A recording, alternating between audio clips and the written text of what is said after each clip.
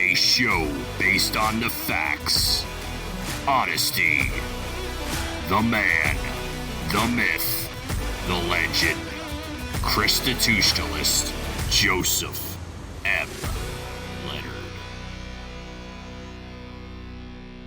Welcome to ChristiTutionalist Politics Podcast, aka CTP, in association with thelibertybeacon.com. And I am your host, Joseph M. Leonard, and that's L-E-N-A-R-D. CTP is your no muss, no fuss, just me, you, and occasional guest type podcast. I really appreciate you tuning in. As Graham Norton would say, let's get on with the show.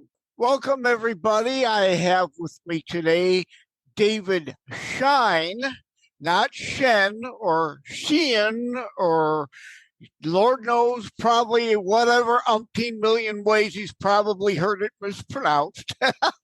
It's Schein, but it is S-C-H-E-I-N. And while conservative radio loves to bash Ivy League academics, Dr. Schein is an Ivy League graduate and a full-time academic, plus a solid conservative. Well, we shall see, won't we? Sure.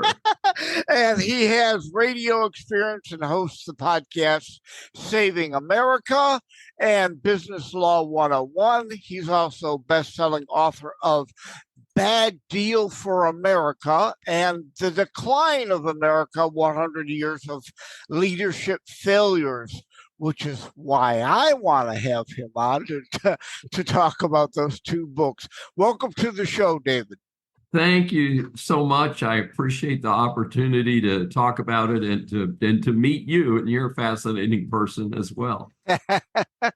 Yeah, well, thank you for putting it politely. Some might put that in a little more negative kind of connotation. Oh, not in my book. If we do interviews in either direction, my objective is always to have a win-win interview. Okay, well, just to give people an idea of when this is being recorded as opposed to when it'll land up on air a while from now. I understand you're just kind of coming out of the effects of Hurricane Beryl, even though it was downgraded to Category 1. Even a tropical storm can be deadly and damaging. I understand you had some effects from it. Well, my family and I were very, very blessed given the destruction that was done. The latest statistics, very sad statistic, 11 people dead.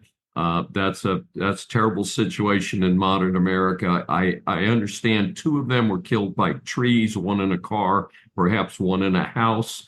Houston has, being a very good growing climate, has lots of trees. I'm actually in the historic Houston Heights where we have big trees, but it's been kind of tough out there. And so the storm actually the eye of the storm hit 100 miles south of here, but the power of the storm came right through the center of Houston, and we're near the center of Houston. And of all things, my son, his wife, and their 2 young boys were here visiting from Baltimore.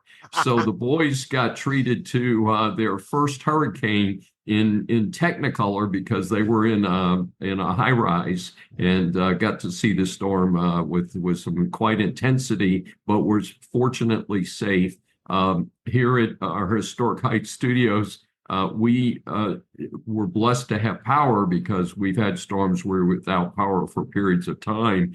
But this time we kept power, but we lost internet. So it's very exciting this morning because I was going to be recording on a laptop from my residence when the internet popped back on this morning. And I do want to extend my condolences and concerns to the many, many, many people. It's a rather extraordinary statistic. Approximately 2 million Houstonians, which is about half of the population of the Houston area, which is about 4 million, are without electricity as of Monday night. The power company called CenterPoint has restored about 1 million of them allegedly by the end of today. And it's concerning to me that a major city like this, taking only a Category 1 storm, would lose that much electricity service. Part of the defense, and to present both sides, be fair, is that we had a freak storm here the third week of May that a bunch of tornadoes just came out of a tropical storm, barreled through the place, and tore the place up. So reportedly, a lot of electric patches were done at that time to get people up and running. And reportedly, the power company has not had time to go back and take those temporary patches and fix them. So they really got caught with their pants down, as we say, because the infrastructure was not there. My response is that I think it points to a concern that I have across America, that we have run up enormous debts, and I'm very concerned about the national debt, as I think all Americans should be, but I'm also concerned because that hides the discussion. The national debt hides the amount of state and local debt and future obligations that have been run up. And at the same time, we have this disintegrating infrastructure. And the point is, okay, where is all the money going if we're not doing fundamental things like streets and bridges and schools and the things that we need for daily life? And so I'm concerned for sure. And our electrical grid, which is in major need of upgrades, and we've been fighting for a real infrastructure bill, but all we've gotten over the last decade or two have been money laundering bills to family, friends, donors, and special projects, like mainly solar and wind, that then years later, after they've pocketed money, all go bankrupt and all those people out of work and not providing the power they pretended would be available. So yeah, I talk about it in my Terror Strikes Coming Soon to a City Near You book, that also, the infrastructure, the power grid, like the LAX airport being taken down several months ago due to an attack on the power grid there. And we still hear little about it. But a lot of the politicians don't want to fix anything. They just want to use infrastructure as a money laundering alternative or opportunity. Unfortunately, like we had storms roll through here today also, and being in Michigan, we have tornado issues too. So I mean, those knock out a lot of things. But indeed, we absolutely need to harden our power grid. But let's talk about then your Bad Deal for America, which came out in 2022, same year as my Terror Strikes book. What was your emphasis? Or well, before we get to that, we know you're an academic. Give us the other low down dirty. Where were you born? And we know where you are now. How did you get there? All that stuff. I would be glad to give you the 2-minute summary. So I was born in the city of brotherly love, born in Philadelphia. And my dad's family was based in a small town near Boston. And so I grew up in a little grubby little town near Boston. And then I got a big break in my life. My dad, who was career Navy, was transferred to Norfolk, Virginia, the big naval base, the biggest, as far as I know, in the world. And it was an opportunity for me to function in a much larger city and function in a modern high school, which I had not been in. And I kind of blossomed in that environment, and I did very well in high school. and earned a scholarship back to Philadelphia to the Ivy League School, University of Pennsylvania, where I ran into a very different environment because that was during the Vietnam War protests. It was during the surging drugs situation. And as I tell people, because it's part of my book in process, the new book, which is called A Cheap Education, and it's a play on the concept of Penn being one of the most expensive colleges in the country. And here I am, this kid from the wrong side of the tracks, from a military family, at a campus where the people are doing drugs publicly and are protesting the Vietnam War. My dad's in the military, and so it was a very difficult environment. But in any event, I got through that. I had my own business in college and discovered many, many things about myself and about life, and was accepted directly into the Darden School MBA program at the University of Virginia, which is kind of like a boot camp program, a very intense program, and did that for 2 years. And then I decided that to be a captain of industry, I would need a law degree as well as an MBA, and had family here in Houston. So that was my first introduction to Houston. Came here, attended the University of Houston Law School, and joined up, as you might expect, with the energy capital of the country, with work for Gulf Oil in law school and Shell Oil for 3 years in 3 states. I don't think Shell and the other oil companies do that as today, but in my case, they bumped me around the country, and I worked in Houston, California, and Louisiana within 3 years. And that took care of marriage number one, by the way, also. It's very, very hard on a family to move that much. But in any event, I then was a corporate attorney for a decade, private practice for another 15 years. And I had made a commitment to myself as I finished law school that I wanted to share from an educational standpoint, because I was very appreciative of going from the wrong side of the tracks to being where I am today and enjoying the privileges that I enjoy today are a result of education. And in fact, I get a little concerned about the people putting down education and maybe people avoiding college who might have the metamorphosis and the opportunities that I did. Not for everybody, but for me, it opened wonderful doors and all sorts of interesting things. But in any event, I wanted to give back. I have learned from I've been adjuncting at many universities that to get respect in academia, you really need a PhD. So I had an MBA and a law degree, but I knew that I wouldn't be one of the cool kids if I didn't have a PhD. So I went back to the University of Virginia, put my life on hold, did enough part-time work to keep the bills paid. I actually was awarded a fellowship at the University of Virginia because I'd done very well on the entrance exams, and knocked out my PhD start to finish, including the dissertation, in 3 years. But then I ran into a new problem, which is called age discrimination. And one of the things that they don't tell you about all this DEI nonsense, which was kind of starting to kick in about the time I finished my doctorate, is that it doesn't include age. It's funny how that works, is that it's really a very unique form of discrimination. Some of the people out there decide to decide who are the acceptable minorities, and the other minorities, like people over 60 who have all of the credentials and publications, but we're the wrong gender or the wrong color or something like that. And it's been very, very challenging. Exactly what I was going to say. Have you looked in the mirror? You're the wrong color, right?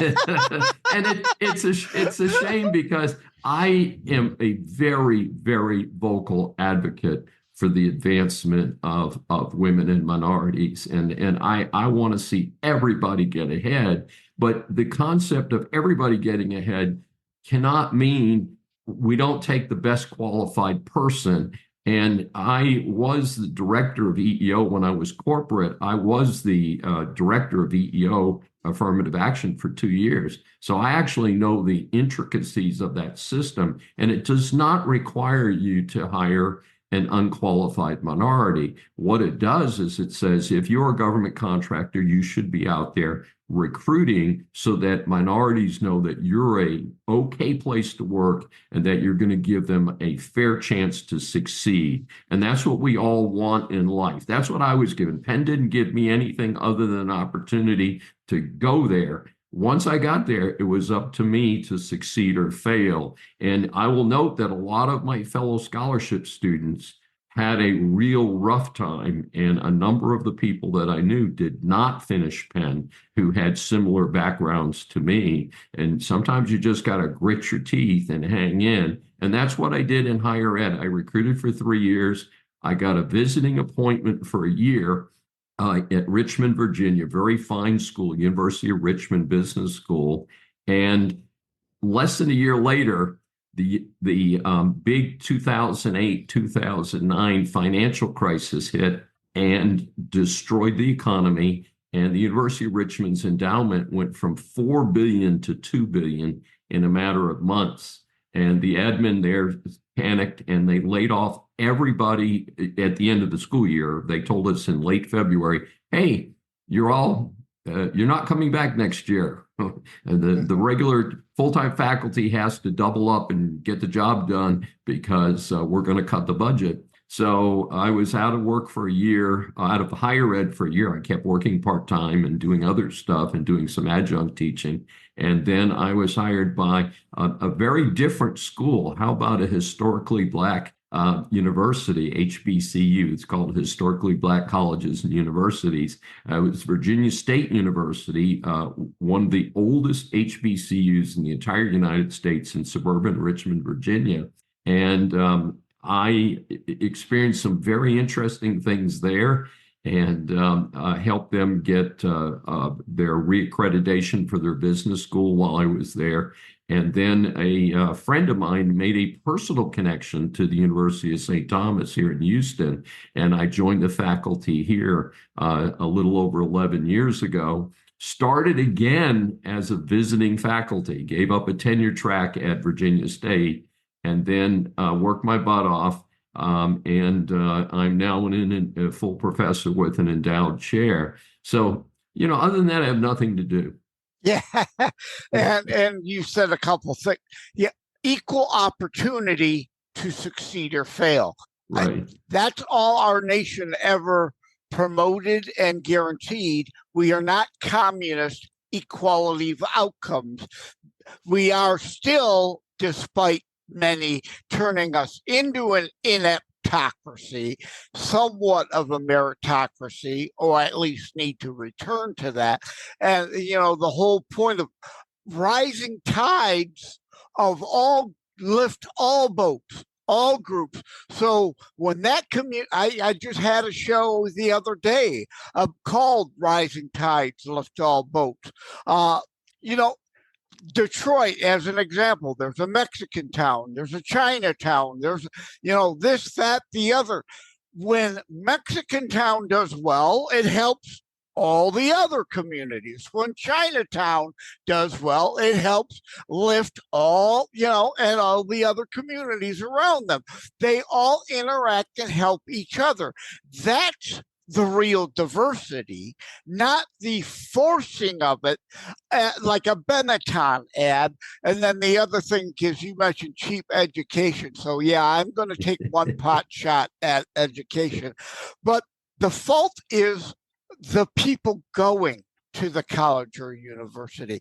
It is a cheap ed, as in your degree is worthless if you are the one dumb enough to not know what's going on, not know what you want, not make the best of that opportunity, and get a gender studies degree rather than economics or law or engineering, right?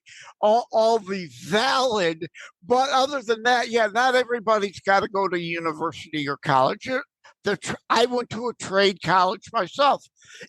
There's a lot of great opportunities for that. So the opportunities are there. The problem is people don't avail themselves of it, and they waste their time and waste their money.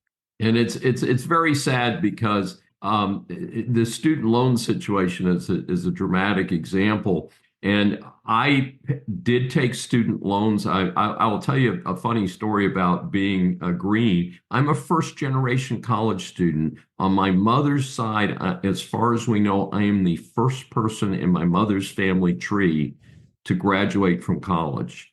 And my parents, my dad did not attend college. He had two brothers who later attended college, but he did not. My parents provided no real guidance because they couldn't. They didn't know what it looked like. And, you know, I see these white collar families today who take their kids to 4 universities to do a college tour to pick out the college they want to go to and all that.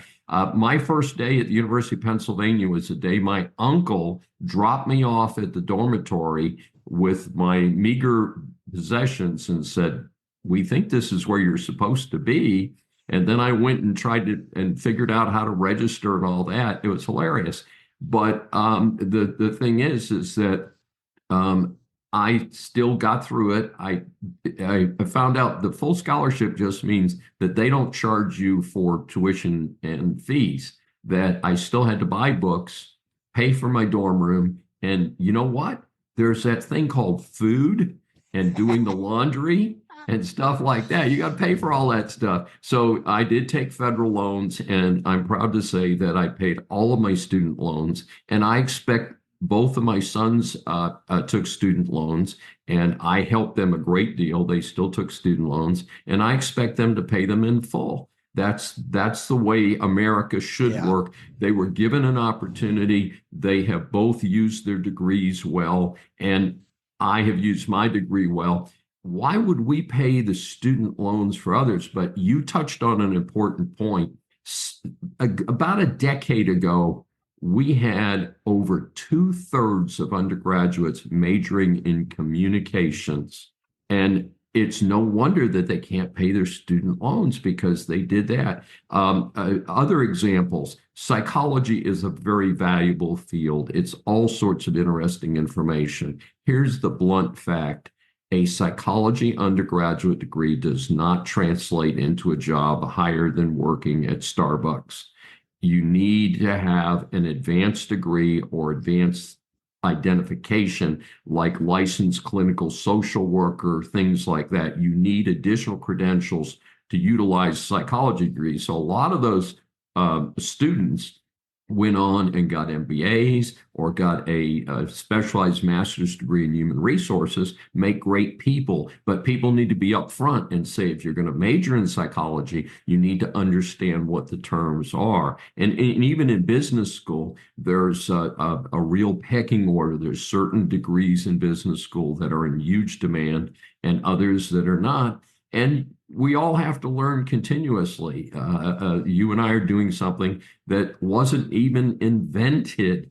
I mean, if you think about it, you know, a lot of Zoom stuff has blossomed since the 2020. I mean, even though the internet itself blossomed around the year 2000, but you and I have both exercised something called flexibility, utilizing where we started, seeing the opportunity and putting the additional homework in to learn how to do things. And I have to learn how to do things all the way. I have a producer for the webcasts and podcasts that I do. She works for me, but she also tells me what to do. and because she knows a lot more about the technical aspects of what you and I do in terms of preparing this material to be out in the public sector so that people actually want to watch this stuff. And that's not my expertise. So, you know, part of it is also recognizing other skills and things like that. I totally agree with you. Not everybody needs to go to college. And in fact, I do consulting for a number of HVAC contractors, air conditioning, electrical, plumbing. It is a huge business in Houston because we're so dependent on air conditioning, and all of us need plumbers and electricians. Those folks are in enormous demand today. You know what? It's a tough business. You got to get out there. You got to do the training. You got to do the apprenticeship. You got to take licensing exams. Hey, why would we give that to you? When you have somebody who's working with 220 current in your house, you want to make sure the stuff works. I mean, yeah, that they have a clue what they're doing, right? You don't want diversity hires. Also, like the clear, obvious example people give is your pilot. Do you want them to really know how to fly the plane and have hours in simulation? Or, hey, you happen to be the right gender quota, so we'll let you fly the plane whether you know how or not, right? That's not the pilot I want. Yeah, and the like. And also, this goes back when you did it, school loans were different. When Obama, as I called him, federalized the student loan process, it, of course, like everything, government screws things up. And it screwed all this supposed free money, which, of course, isn't free. And so the colleges all hiked up their tuition rates because anyone and everyone could just get the boatload of money to pay for it. And that's why tuition rates are out of control these days. And they have all this debt with these dumb degrees they can't afford to pay. But we're already like 30 minutes in, so let's get to the books. Sure. Bad Deal for America. Bad Deal for America is my second book in a series of what I project will be 4 books. And so The Decline of America talks about the U.S. presidency. Bad Deal for America is about the Congress, and it's about the dysfunction of the Congress. And I thought the book up just driving around. And interestingly, I do not gamble. I work very hard for every penny I earn, and I'm not going to Vegas. I've been to Vegas 3 times, twice on business, once for a fun wedding about a year ago. And but I don't play the slots or the card games. But I thought about a deck of cards, and I said, you know what? These folks are playing with our money. So that was the beginning of the concept of Bad Deal for America. Get this, I had to go buy a deck of cards so I'd know what I was talking about. I literally had to go to the store and say, okay, where can I find a deck of cards, and take them out of the pack and look at them and stuff. So anyway, what I did is I did a bipartisan book. It is 26 Republicans and 26 Democrats and independents who have said ludicrous, stupid things. It includes, I think, most of the squalids, as I call them. It includes Nancy Pelosi, includes Chuck Grassley, includes Mitch O'Connor. And there's there's several points of the book. One of them is we start with the first quarter of the book. I tell people how much money and resources you get as a member of Congress. And it's a whole lot better deal than anybody realizes. So we wanted people to know that these people are getting plenty of money. And I lived in D.C. for several years, and I can tell you that these folks bellyache, and oh my God, it's tough living on $200,000 a year because it's so expensive to have a house in D.C. and a house in my district. Well, first of all, most of these people never show up in their district unless it's election time, and then they're everybody's best friend for a few months. So my proposal is that they live in their home district, and that we have absolute term limits. So the bottom line is we need to have term limits. We need to make sure. So there's the end pitch of the book. So the first part is, no, you don't need more money. You need to live on your budget like the rest of America. Number 2, we need to elect smarter people to Congress, both houses, the Congress and the Senate. And number 3, we need to have term limits because these people ain't going to give up power. It's fun to have power. I mean, let's face it, no matter what you do in life, being the king is the best deal in town. And all these people are kind of mini kings. And the only way we're going to fix it is through, most likely, there'll need to be a constitutional convention of states to force the Congress to adopt term limits. My proposal is 1 5-year term for president. Because basically the presidency is really a wasted deal because they spend the third and fourth year of their term running for president again. And then in their next term, they spend the last 2 years picking out their presidential library and trying to continue their legacy by electing somebody who will keep their policies and whatever things they do. So I think a 5-year term, which is common around the world in other democracies, would be a good idea. 2 Senate terms max, which, is 12 years. That's a lot. And then 5 2-year House of Representative terms, which I think is a lot. And just to kind of get it. But I mean, Joe Biden, classic example, he has been in Washington over 50 years on the public dole. As far as I can tell, never has had a real job. His competence level, I don't know how he got ever hired at something higher than dog catcher, to be blunt about it.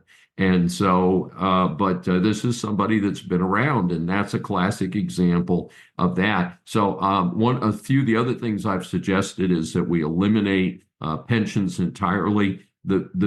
Believe it or not, more than 90% of non-government employees, that's the rest of us humans, have no defined benefit pension. We have savings plans. Not all of us have savings plans. My university does not have a pension plan. I've been there 12 years, or I'm in my 12th year.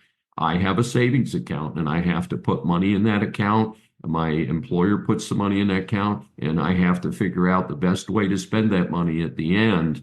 And it's very unfair that the public sector is about 75% with pensions, real pensions that the rest of us are paying for, and yet we don't have pensions ourselves. So Right. Those are some of the things about bad deal for America. Yeah, those that work for us have better benefits than those of us who are paying those who supposedly work for us. In business, it doesn't work that way, only in government. And now you mentioned about gambling. I love Vegas. I haven't been there since 2006, though, because there's a whole lot more to do there than just gamble. But behind the scenes, we're recording Wednesday, July the 10th. It's like, and I say, Caitlin Clark in the Indiana Fever owe me 10 cents because I put 10 cents on them to win money line over the Washington Mystics, and they pissed away that game. So, Caitlin, you owe me a dime the way I see it.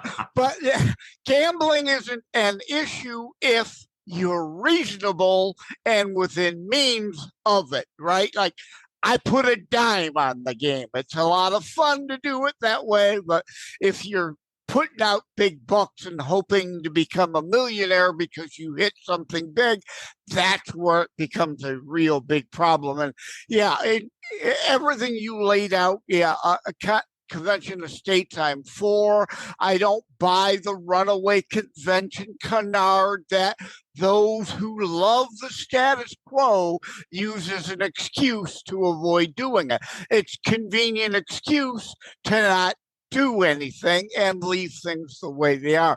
Term limits, I may or may not agree with them as you laid out, but I absolutely agree. We have to have that conversation, haggle it out, come to a compromise, and do something. We either need term limits on our House representatives and senators, or eliminate the term limit on the presidency. You don't get to have one, but not the other.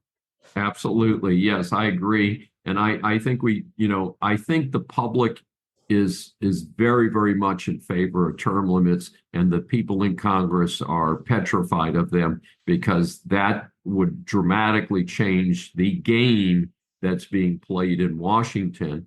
And so that's how I dealt with the Congress.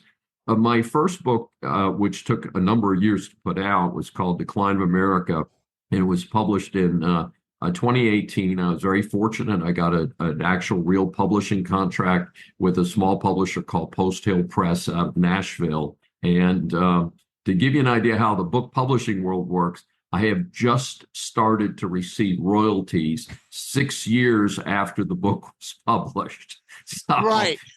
Because in the traditional publishing world, you get upfront monies. That's not free and clear. They give you the upfront, and then they eat away at all that till you've made up that upfront money. Then you get to see benefit. Yeah, maybe, maybe, yeah. I go into that and how to write a book and get it published, hints, tips, and techniques. Yeah, the benefits and the pros and cons, the good, the bad, and the ugly of the traditional versus the self-published, or as I call it, assisted publishing. Not all, quote, we help you publish firms are created equal. There's low, cheap end, and sometimes you get what you pay for. And then there's the higher end assisted publishings. But yeah, so we've talked about the first two then, so we may as well, what's the third in this? Stay with us. We'll be right back. Hi, my name is Ed Bondarenka, and I host Your American Heritage on Saturdays at 2 in the afternoon on this station. Your American Heritage is a show about the struggle we find ourselves in and how to react to it in the light of our biblical and American heritage. Listen to it while you're working around the house, the garage, cleaning the guns, walking the dog, driving, or just lazing around. Join me at 2 o'clock Saturdays here on Wham Radio, 1600 AM, 92.7 FM. God bless America.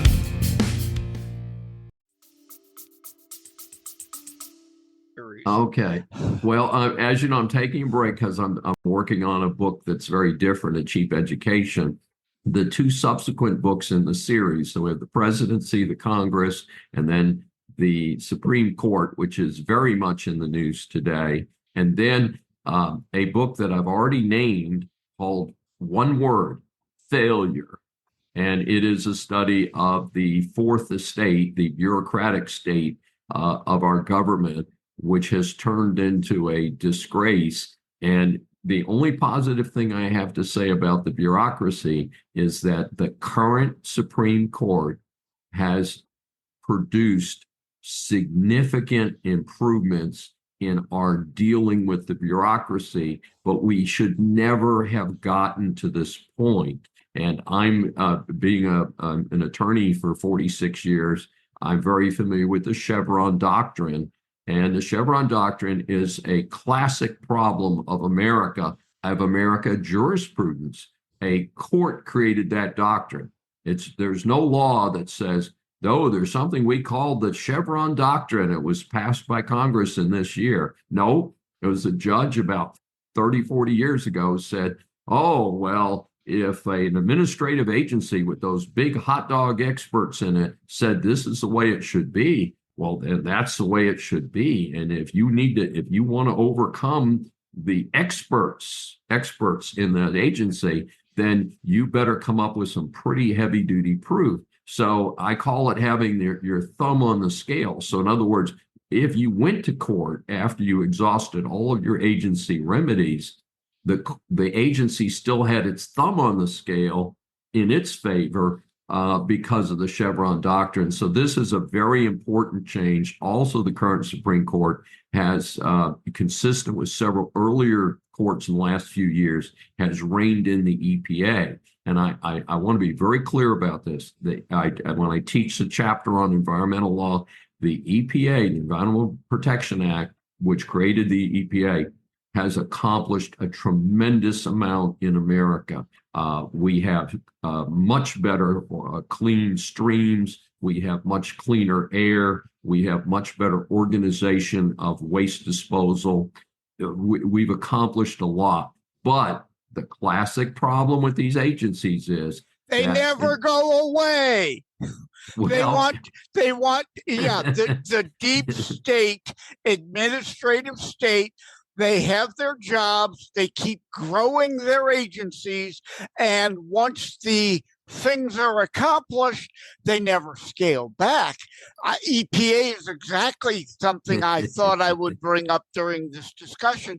When it was created under Nixon, it had a laudable goal, and over 25 years, it pretty much accomplished that goal. But today now, they think they can meddle in the pond in your backyard as a navigatable waterway. Bull. You do not have congressional authority or anything over that. And Chevron, a liberal activist court, siding with the deep state out of a whole cloth, created that. Are you familiar? And Chevron is in violation of what SCOTUS ruled in the Norton v. Shelby Township case that I've discussed over and over. Are you familiar with that case? I know the principles. I don't recall the exact ruling. But the point is that administrative agencies must act within their enabling legislation, period. And they don't. And once they get there, it's just like what I talked about in these Congress people and these senators and folks. Once they get to Washington and they have that power, they just keep running until someone, hopefully garrots them with a thin wire and says, "Nope, you guys have run too far." And it's fascinating because the Democrats, when they talk about 25th Amendment, not only do they need to do that to Joe Biden, but I think Chucky Schumer is ready for 25th Amendment. Oh, and Mitch McConnell also. I agree, both of them. Well, Mitch McConnell, I think should have retired at least 5 years ago, if not 20. But Chucky Schumer is in a class by himself as an insult to America. And it's interesting. I mean, he's an insult to his religion. He's an insult to a state with a relatively high literacy rate, the state of New York. He is offensively bad. It's rather interesting. So I'd like to see somebody 25th Amendment Chucky, as I call him, the horror character Chucky. He really is there. But the thing is that term limits would hopefully get people like McConnell, Pelosi, and Schumer out of there and and like I said, I would push to cut budgets, cut salaries, cut overhead for offices, and force these people to stay in their home districts, be real patriots like the original folks. Remember George Washington, they wanted to make him king at one point because they were so happy with what he did in the early days of this country. And he said, you know what? I did 2 terms. I'm going to go back to Mount Vernon and live out my days. And he set a good example, and presidents set a good example until we got to FDR. Yeah. And he's one of the 2 reasons that I wrote Decline of America. There's 2 reasons. One is I am offended as an American at the deification, that I call it, of FDR. I would like to see the entire ridiculous 2-block memorial to FDR removed. It is an insult to America that the person who did the most to move this country toward communism in reality is deified in such a way. He didn't solve the 2 great myths about him. He didn't solve the Great Depression. America was full on sliding into the Great Depression Part 2 when World War II started. Why did World War II start? Because the guy was a jerk and a moron, and he was too busy running around chasing girlfriends with his specially equipped car. And that's a true story. And getting away from his handlers in the middle of all of the Great Depression and the war. He's out chasing women in his specially equipped Studebaker, whatever it was. And the point is that World War II could easily have been headed off, except he was Chamberlain in America. And just as Chamberlain has been vilified for giving away Czechoslovakia and giving away enough of Europe that then Hitler just took the rest for 4.5-5 years and exterminated 8 million people. Remember, it was not just 6 million Jews. There were 2 million other people that were exterminated. It was a horrible thing. And Roosevelt also was one of the people who thought it was a good idea to park the American Pacific Fleet in a harbor with a narrow opening, which was the situation. The ships could not quickly exit Pearl Harbor because of the physical design. And instead of spreading those ships out and taking the Pacific threat seriously, Roosevelt actually signed off on that. So he was Chamberlain. He was a fool in the way he managed the Pacific Fleet. And then for people to say, oh, my God, he won World War II. No, hardworking Americans. Churchill and Eisenhower did. Yes. Yeah, hardworking Americans did, not him. I'm going to wrap this up because I call it these days the twatter, now X, attention span, right? If you go long, you're not going to get any eyeballs or ear holes. So, I agree. To wrap this up, where can people find you if they want to? Your books are on Amazon, no doubt. And yes. Where do you have a website? Yes, I do everything through my consulting firm. It's World Wide Web, ClaremontManagementGroup.com. And everything can be linked up there or crossed over there. And again, both current books are on Amazon. And like I said, we're working on the third book is a Cheap Education, which will be about a kid from the wrong side of the tracks who goes to an Ivy League school and finds out what life is really about. Okay, thank you, Dr. David Schein, not Schein or Shin or umpteen million other ways it could be mispronounced, and that's Schein. David spelled normal. So there's that. So people should absolutely be able to find you. Thank you for joining me today. I appreciate it. And so much gratitude to you. It's been a lot of fun, and it's great to be here today. Thank you so much. Thank you for having tuned in for ChristiTutionalist Politics Show. If you haven't already, please check out my primary internationally available book, Terror Strikes, coming soon to a city near you.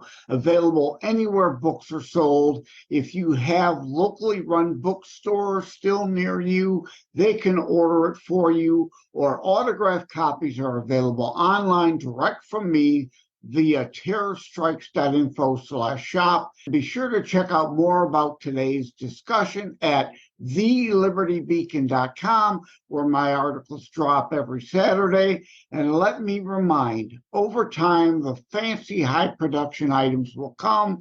But for now, for starters, it's just you as a very appreciated listener by me.